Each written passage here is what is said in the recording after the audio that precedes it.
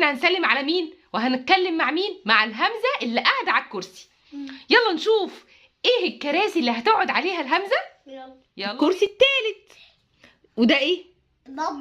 نبرة. برافو عليك، يبقى ده الرابع. وكمان قالت لها وانت كمان يا همزه ممكن تقفي على السطر، يبقى ده الكرسي الخامس. يلا نعد يا جمال، عد كده هما كام كرسي؟ 1 2 3 4 5. يبقى هي جابت لها 5 كراسي زي ما وعدتها، صح؟ وقالت لها من هنا وجاي يا همزه اي حرف من دول هتقفي عليه، هم دول الكراسي بتاعتك. اي حد من الحروف يجي او اي حد هيجي يقرا الحرف اللي انت واقفه عليه هيقراه ولا مش هيقراه؟ هيقرا ايه؟